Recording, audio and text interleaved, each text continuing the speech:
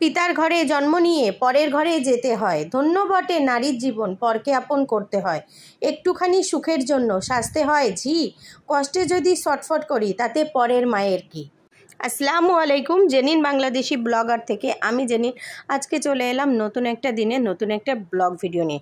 তো কালকে কিছুই শেয়ার করিনি, কেন করিনি, কী জন্য করিনি, সেটা থাকছে আজকের পুরো ভিডিওটা জুড়ে। তো আপনাদের সবার কাছে একটাই রিকোয়েস্ট থাকবে, প্লিজ আজকের ভিডিওটা কেউ স্কিপ করবেন না। আজকে আমি আমার কিছু কথা আপনাদের সাথে শেয়ার করতে চাচ্ছি। আসলে শুধু এটা আমার কথা না, প্রত্যেকটা নারী জাতির কথা।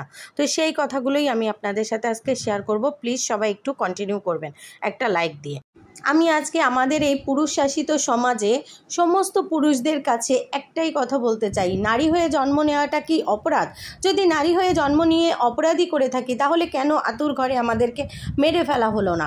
কেন এভাবে যন্ত্রণা দিয়ে মারা হচ্ছে, তিলে তিলে যন্ত্রণা?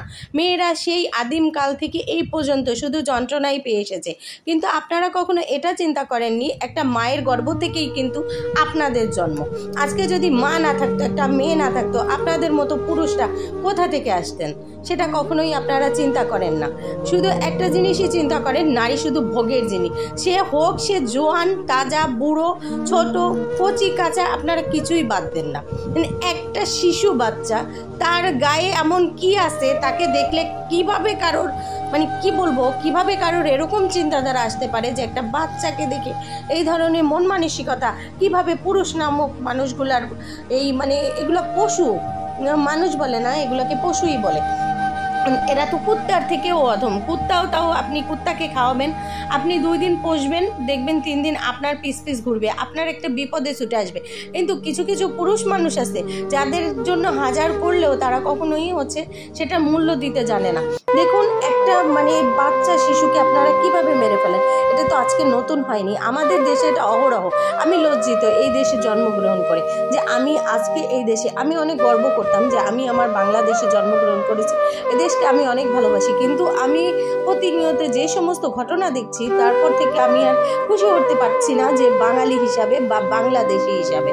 কারণ এভাবে যদি একের পর এক মেয়েদের সাথে নির্যাতন হতে থাকে, আমরা যে বলবো যে নারী পর্দায় থাকে না, এই কথাটা তো আপনারা বলতে পারবেন না।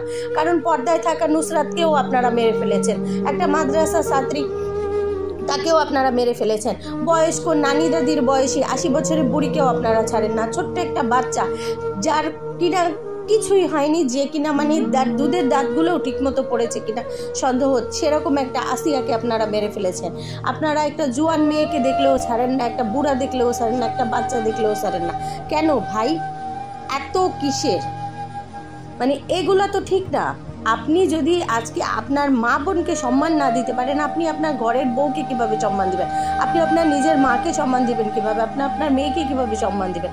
এই যে রোজার মাস, সামনে পবিত্র ঈদ, রোজার একটা পবিত্র মাসে যদি আপনারা এরকম ঘৃণিত কাজ করতে আপনাদের বিবেকে না বাঁধে, তাহলে আপনারা আর 5টা মানে বছরের অন্য মাসগুলাতে আপনারা কি করবেন?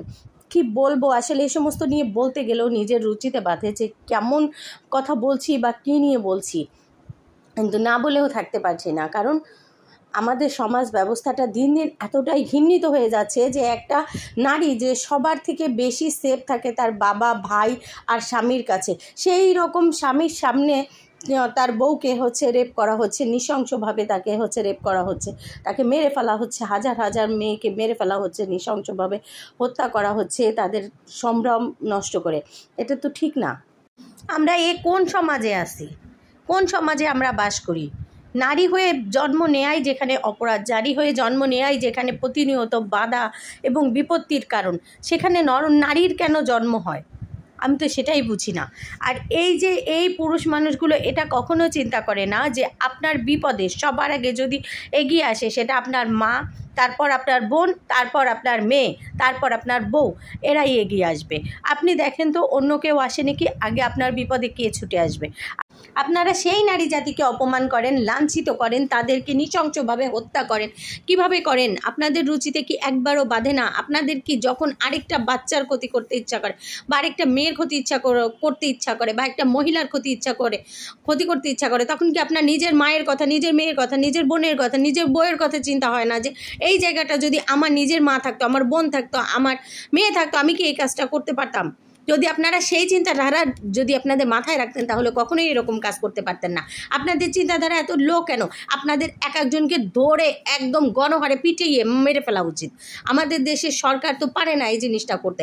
অন্য অন্য দেশে যদি এমন ঘটনা ঘটতো, দৃষ্টান্তমূলক শাস্তি দেওয়ার ব্যবস্থা করতো, যে সবার হাতে যে ফাঁসির দরকার নাই, সবার হাতে ফাঁসি দিয়ে দিলে কি, ফাঁসি দিয়ে দিলে সহজ একটা মৃত্যু তার জন্য। কিন্তু একটা মেয়ে যে যন্ত্রণায় ছটফট করে মারা গেছে বা তাকে যেভাবে মারা হয়েছে তার জন্য একটা ফাঁসি দিলে কি নর্মাল তার জন্য মৃত্যু। তার থেকে উচিত তাদেরকে হচ্ছে একদম জনতার সম্মুখে ছেড়ে দেওয়া এবং জনতা তাকে গণপিটুনি নিয়ে দিয়ে যতক্ষণ পর্যন্ত তার নিঃশ্বাসটা চলে না যাবে ততক্ষণ পর্যন্ত তাকে মারতে মারতে মেরে ফেলা।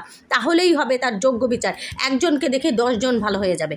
আপনারা এই রোজার মাসে নিজের মাকে জামা কিনে দিচ্ছেন, নিজের বউকে জামা কিনে দিচ্ছেন, নিজের মেয়েরকে জামা কিনে দিচ্ছেন, নিজের বোনকে জামা কিনে দিচ্ছেন, কিন্তু অন্যের মেয়ের জামা কাপড় খুলতে আপনাদের একবারও হচ্ছে বিবেকে বাঁধতেছে না।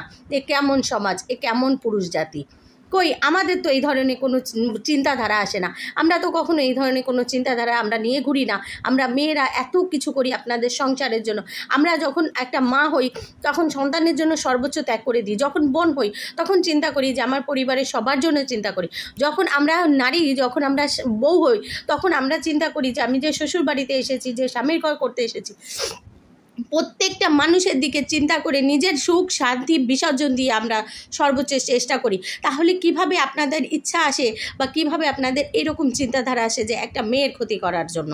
আমি জানি না যে আপনাদের রুচিতে কেন বাঁধে না, আপনারা কেন রুচির ওষুধ খান না? আপনাদেরকে ধরে ধরে রুচির ওষুধ খাওয়ানো উচিত।